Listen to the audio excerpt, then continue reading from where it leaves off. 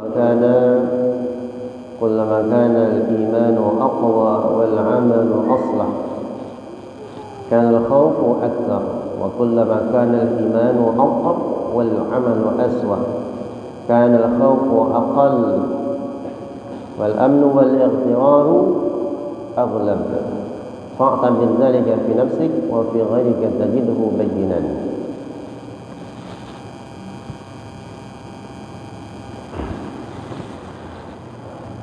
Sedikit kita mengulang tentang masalah keimanan.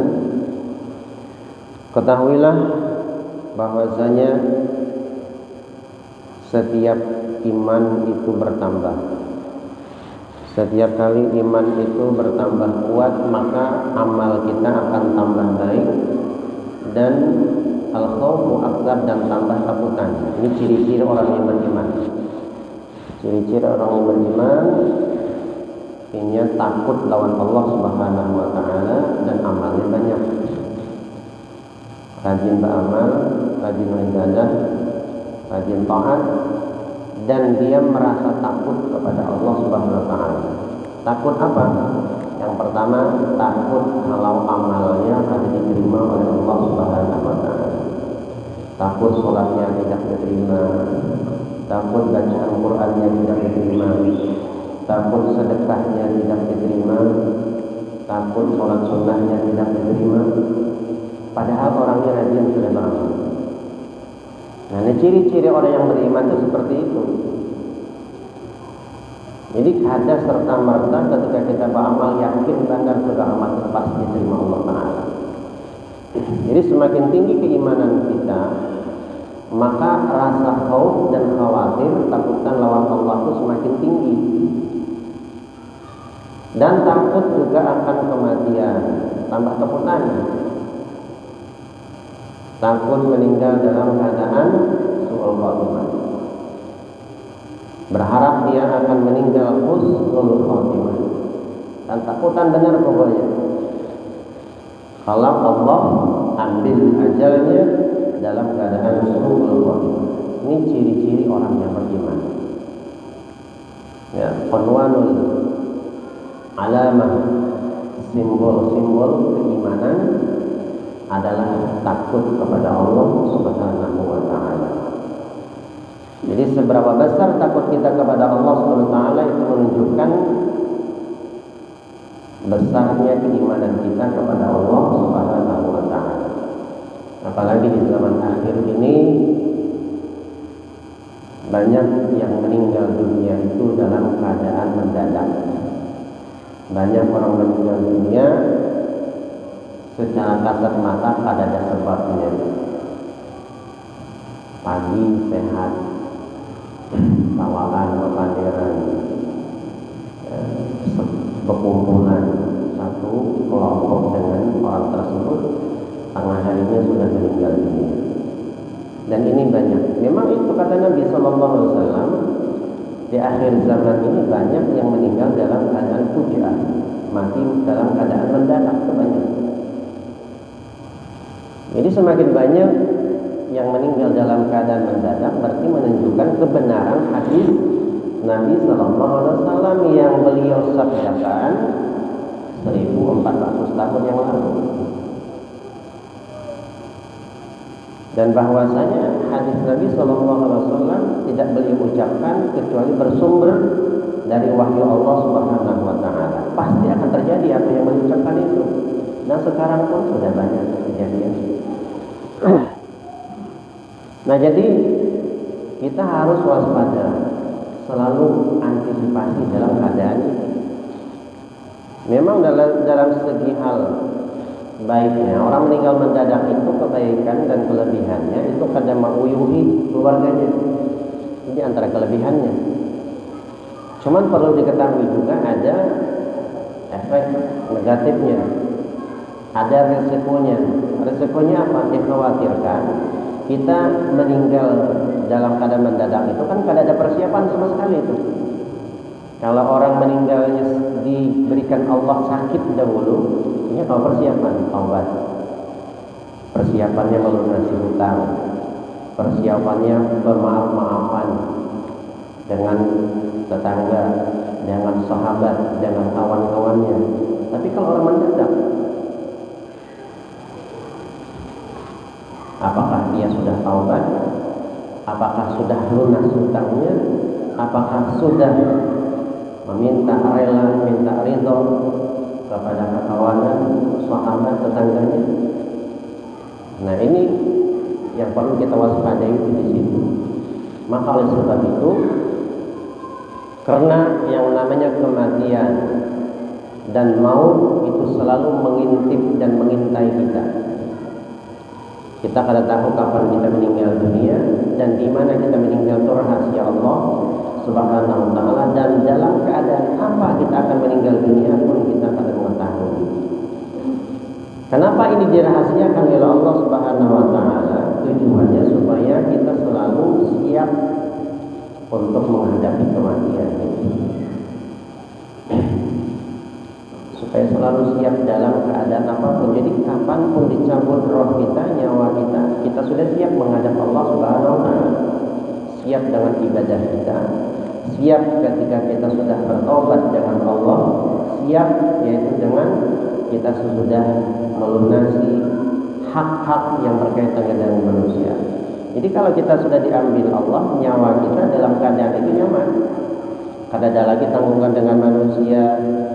Kita sudah taubat dengan Allah Subhanahu wa taala. Bekal kita untuk menghadap Allah sudah banyak. Allah ambil nyawa kita. Berarti kita sudah siap berarti. Kada masalah diambil dalam keadaan apapun, di waktu kapanpun, dimanapun berada kita. Kalau kita siap untuk menghadap Allah dengan amal ibadah kita, maka kada jadi masalah.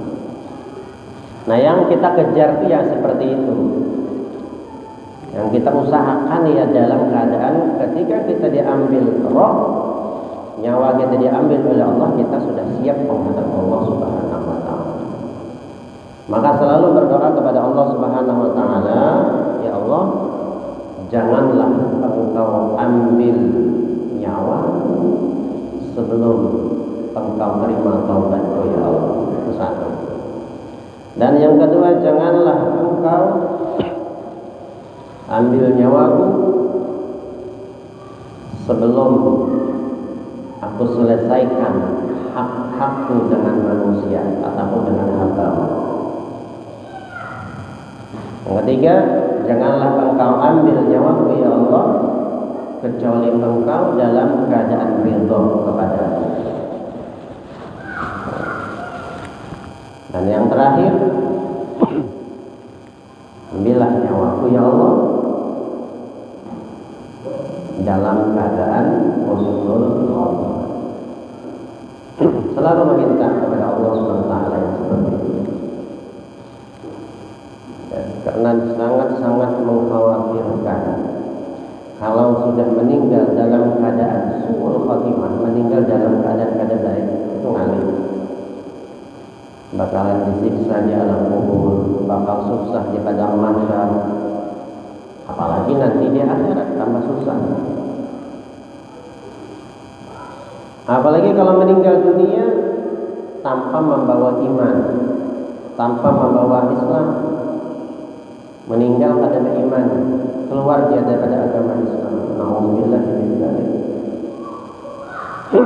Selama di dunia rajin ibadah, tapi meninggal dunia dalam keadaan tanpa iman, nauzubillah. Orang yang meninggal hadam membawa iman sama sekali, berarti orang ini mati dalam keadaan kufur, mati dalam keadaan kafir. Mati dalam keadaan kafir berarti bakal selalawasannya di dalam api neraka. Kada kalau dibayangkan kayak apa kalau selalawasannya. Kalau masih ada sedikit saja iman, kita meninggal dunia itu sedikit membawa iman, itu masih lumayan, ada harapan keluar dari api neraka, masih ada harapan. Karena kata Allah Subhanahu wa taala, akhriju linnari man kana fi qalbihi mithqala dzarrah minal iman. Keluarkanlah hambaku, kata Allah Subhanahu wa taala, yang ada di dalam api neraka, walaupun di dalam hati mereka itu ada iman sebesar biji zarrah, sebesar biji sawi. Keluarkan di api neraka walaupun walaupun membutuhkan waktu yang kita tidak tahu berapa batasan waktunya, tapi bakal keluar. Yang ngalih ini kalau ada iman sama sekali. Walaupun kita Islam di dunia, walaupun kita beriman di dunia, belum tentu kita meninggal dunia membawa iman. Belum tentu ketika meninggal dunia membawa Islam. Inilah yang membuat para sahabat, para tabi'in, para aulia takut kepada Allah Subhanahu wa taala. Sahabat Abu Bakar Siddiq, Sayyidina Umar bin Khattab, Sayyidina Ali bin Abi Thalib, dan para sahabat-sahabat yang lainnya, para wali-wali Allah, ini yang mereka paling takutkan di akhir kehidupan mereka. Apakah husnul khatimah atau su'ul khatimah? Karena ini penentu. Ini adalah penentu nih, akhir kehidupan ini penentu.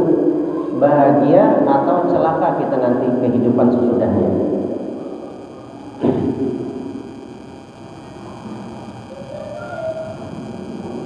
Maka kata Nabi sallallahu alaihi wasallam, "Anna udwan as-sa'adah ay yuwaffiq Allahu al-'abda lil 'amal as-salih fi hayatihi wa yuyassirahu lahu."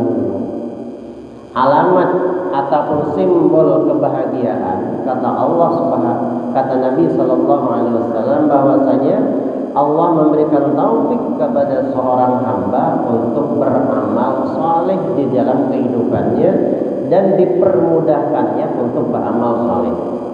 Ini adalah tanda simbol orang itu alamat bahagia nanti di akhirat. Maksudnya apa? Kalau di dunia ini kita mudah beramal, mudah beramal soleh, mudah ibadah, mudah taat, kadang alih. Ini kata Nabi ya, tanda-tanda orang itu bakal bahagia nanti di akhirat. Jadi lihat aja ke diri kita masing-masing, kada usah melihat orang. Selawas kita hidup ini sudah rajinkah kita beramal soleh atau kada? Ringankah kadakah kita sudah beramal soleh sampai saat ini? Kalau kita merasa amal soleh kita banyak, mudah, berarti itu adalah salah satu tanda Allah akan memberikan kita kebahagiaan nanti di akhirat. Tapi kalau kita merasa sampai sekarang ini beramal itu masih berat, beramal masih ngalih, beramal masih sedikit, seakan-akan dalam hati ini sulit benar hendak beramal soleh, sulit hendak sholat, melakukan sholat fardu, sulit hendak hadir majlis, sulit hendak sedekah, sulit membantu orang lain, sulit untuk membaca Al-Quran, hendak baca Quran kulit, hendak sholat sunnah malas, hendak sedekah pada mau, semuanya dipersulit. Berarti ini Allah yang mempersulit kita, Allah. Hakikatnya Allah yang mempersulit kita. Kenapa Allah persulit?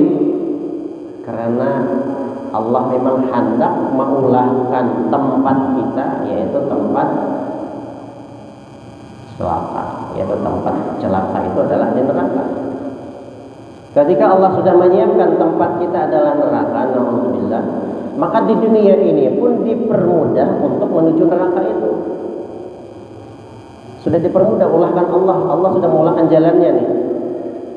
Ya, beramal soleh malas dan berbuat maksiat nyaman. Badusta katuju, ya, mengambil hak orang lain suka, kadang merasa bersalah sama sekali, ringan hatinya untuk berbuat maksiat. Nah, jadi yang kayak ini kita khawatirkan. Ya, kita cek, kita ini kenapa nyamannya berbuat maksiat? Ya, anggota tubuh kita ini seakan-akan terarah ke maksiat terus, baik zahir ataupun batin. Hati kita selalu seuzon kepada orang lain, berburuk sangka kepada orang. Telinga kita ketujuh mendengarkan yang kada baik, anggota tubuh kita ketujuh bermaksiat, dan kulit malas beramal soleh.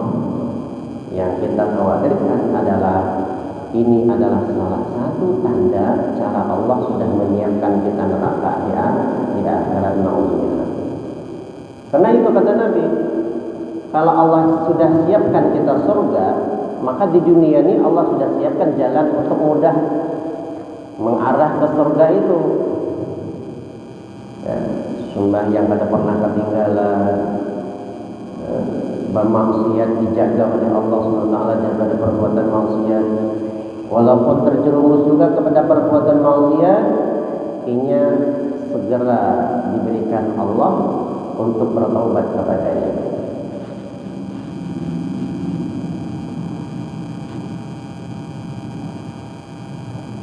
Wa unwanu syaqawah alla yuyassira lil amali salih wa yubtala bil amali su.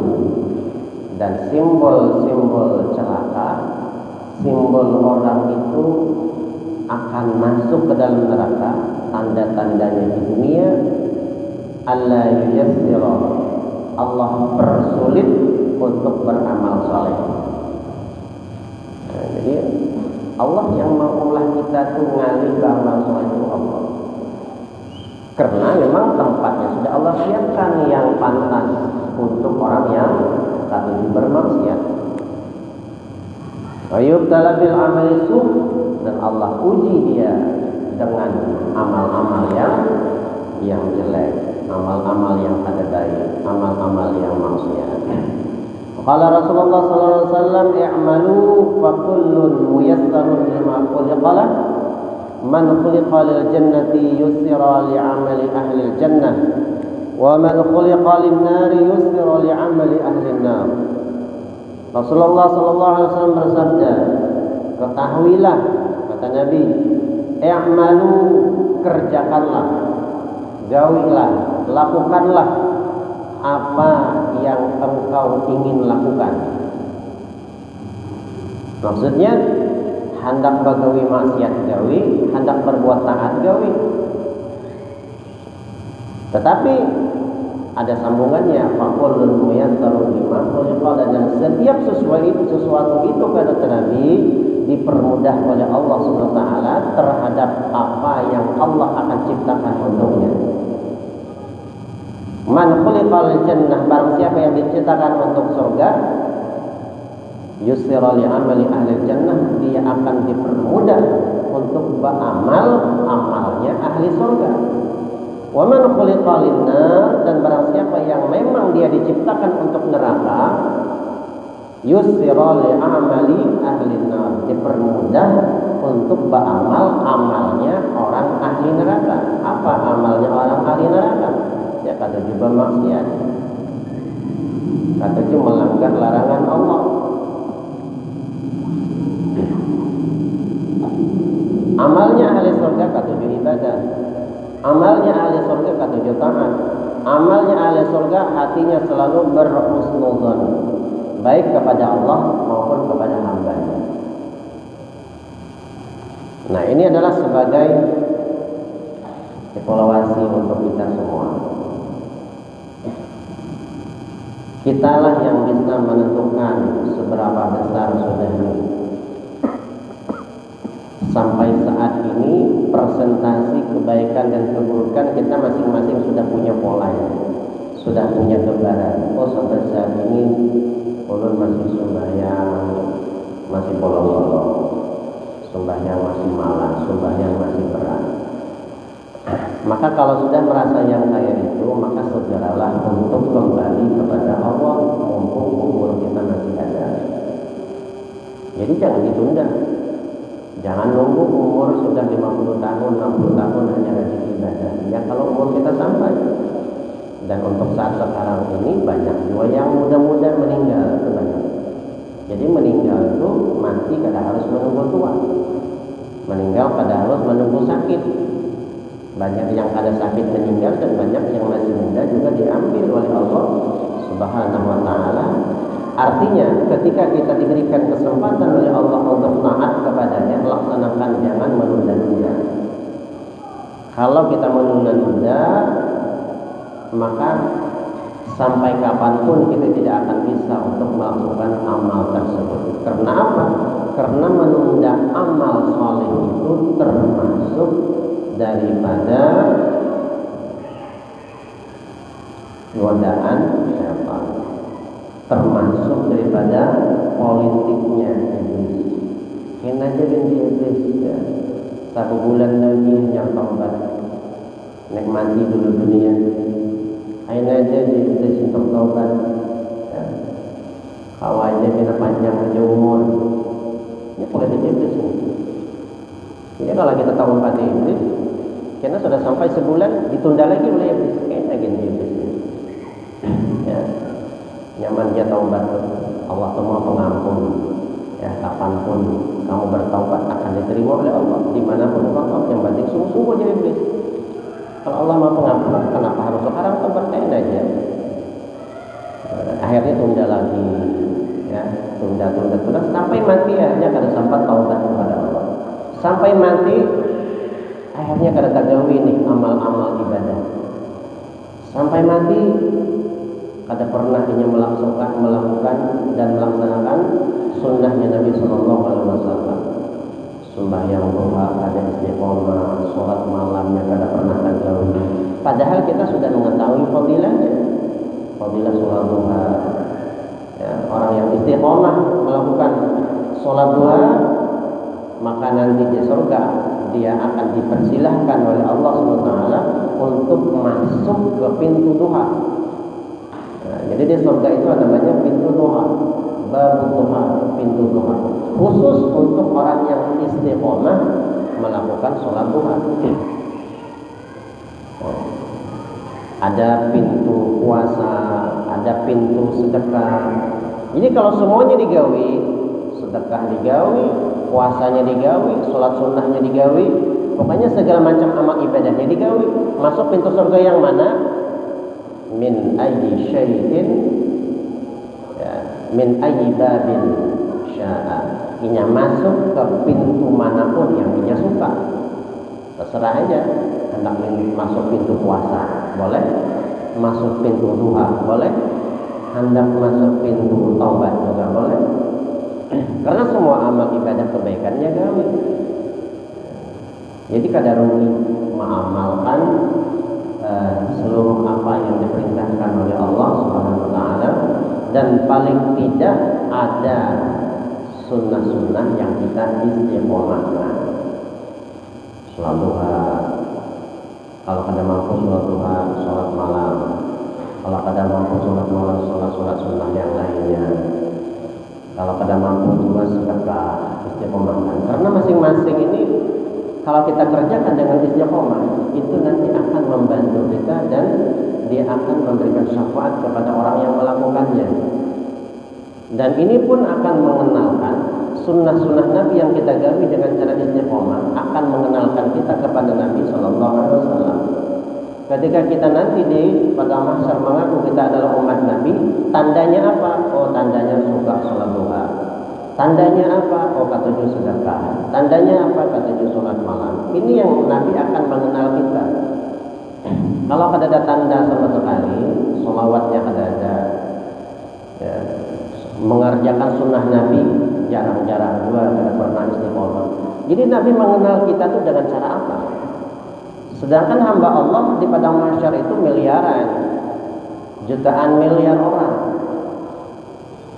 Jadi harus ada tanda-tanda yang bisa membuat Nabi kenal kepada kita. Tandanya apa? Mengerjakan sunnah Nabi. Kalau kada mampu semuanya, sebagiannya, kada mampu sebagiannya, ada salah satu sunnah yang kita istiqomahkan. Karena dengan sunnah itulah yang akan mengenalkan kita dengan Nabi Muhammad SAW. Ada orang yang ketujuh misalnya sholatnya pakai kayu siwak, ya, bersugi kayu siwak. Setiap kali istiqomah sampai meninggal dunia, maka siwak ini pun akan mengenalkan dia kepada Nabi Muhammad SAW. Amal yang lain jarang tagawi, tapi siwaknya istiqomah, maka siwak inilah nanti yang akan mengenalkan dia kepada Rasulullah. Apa tandamu, kata Rasulullah? Sebagai umatmu ini ulun ketujuh memakai siwak. Siwaknya kepada ya Rasulullah, ini umatmu karena selama dia hidup ketujuh mengamalkan siwak. Ini adalah sunnahmu ya Rasulullah. Nah, diakui oleh Nabi kita sebagai umat. kalau kita sudah diakui oleh Nabi sebagai umat, pasti kita akan dapat syafaatnya Nabi, itu pasti.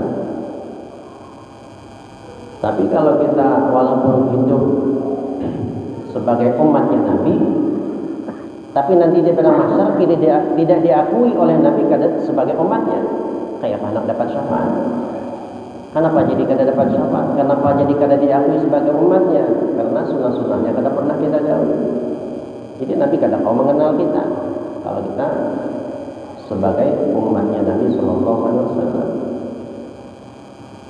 Ada cara mengenalkan kita dengan Nabi dengan cara sholawat. Istiqomah sholawat. Maksudnya mulai hari ini ulun hendak istiqomahkan membaca sholawat setiap hari 300 kali. 300 kali membaca sholawat. Misalnya, ini sebenarnya masih sedikit. Tapi kalau kita istiqomahkan 300 nih, mulai sekarang sampai akhir hayat kita, maka insya Allah dengan sholawat ini pun akan mengenalkan kita dengan Nabi Muhammad SAW. Apalagi lebih banyak. Karena dulu pernah beliau ceritakan, ada seorang perempuan ketika dia tertidur bermimpi kalau sudah hari kiamat terjadi. Dan ketika hari kiamat itu terjadi, seorang perempuan ini melihat satu kelompok, yang mana di tengah kelompok itu ada seseorang sosok yang tampan, yang bercahaya. Setelah dia dekati, ternyata sosok yang tampan di tengah gerombolan orang tadi adalah Nabi Muhammad Sallallahu Alaihi Wasallam. Terus dia dekati dan dia panggil, ya Rasulullah, ya Nabi Allah, aku ini adalah umatmu. Dan juga pada saat itu hendak bersalaman lawan Nabi. Nabi kadang hendak bersalaman lawan orang tersebut, dan Nabi pun kadang mengakui dia sebagai umatnya. Bahwa pada bebinian tadi semua, ya Allah, ya Rasulullah, Allah ini umat dia. Nabi kadang kau mengakui dia sebagai umat. Apa kata Nabi SAW? Laisa baini wa bainak rabithah. Kada ada pengikat antara aku dengan kamu. Yang mengikat engkau sebagai umatku ini kada ada, ya Nabi. Jadi kada kawan Nabi mengatakan engkau adalah umatku. Maka setelah dia terbangun, barulah dia menyesal dan menangis. Dan mulai saat itu dia berjanji, bertekad, berniat, berazam dalam hatinya untuk memperbanyak sholawat. Setiap hari dia baca, ribuan sholawat dia baca setiap harinya. Akhirnya ada lawas sesudah itu beberapa waktu kemudian bermimpi pulang dengan mimpi yang sama seperti mimpi tadi. Hari kiamat dia melihat ada satu gerombolan orang yang di tengahnya ada seorang yang bercahaya, yang tampan dalam kejauhan. Ternyata mimpi yang kedua perbedaannya dengan mimpi yang pertama. Mimpi yang pertama bibinian tadi memarahi gerombolan itu dan mengaku hendak diakui sebagai umat Nabi, tapi kada diakui oleh Nabi. Dan mimpi yang kedua, ketika perempuan ini berada di jarak yang jauh dengan kelompok tersebut, dan Nabi SAW berpaling ataupun menoleh kepada perempuan tersebut, mengawai, ya, memanggil, wahai fulan, ta'al, wahai fulan, kesinilah, kata Nabi SAW. Berparaklah perempuan itu. Apa kata Nabi SAW? Al-an baini wa bainak rabithah. Barulah sekarang, kata Nabi, sudah ada ikatan antara aku dengan kamu. Dengan apa tadi? Dengan perbanyak membaca sholawat kepada Rasulullah Sallallahu Alaihi Wasallam. Jadi orang yang paling dekat nanti dengan Nabi Sallallahu Alaihi Wasallam adalah orang yang paling banyak membaca sholawatnya kepada Rasulullah. Mudah-mudahan kita dipermudah oleh Allah Subhanahu Wa Taala untuk melaksanakan sunnah-sunnahnya Nabi Sallallahu Alaihi Wasallam. Mudah-mudahan kita berdoa kepada Allah Subhanahu Wa Taala di akhir hayat kita, di akhir sisa umur kita, Allah berikan taufik kepada kita untuk senang beramal saleh, dan Allah beratkan hati kita untuk berbuat maksiat kepada Allah Subhanahu Wa Taala. Dan kita berdoa kepada Allah, mudah-mudahan Allah mudahkan kita untuk bersolawat, Allah mudahkan kita untuk melaksanakan sunnahnya Nabi Sallallahu Alaihi Wasallam, dan Allah berikan kita anugerah yang terbesar, yang meninggal dalam keadaan husnul khatimah. Amin ya على هذه ولكن صالح ولا من صالح صالح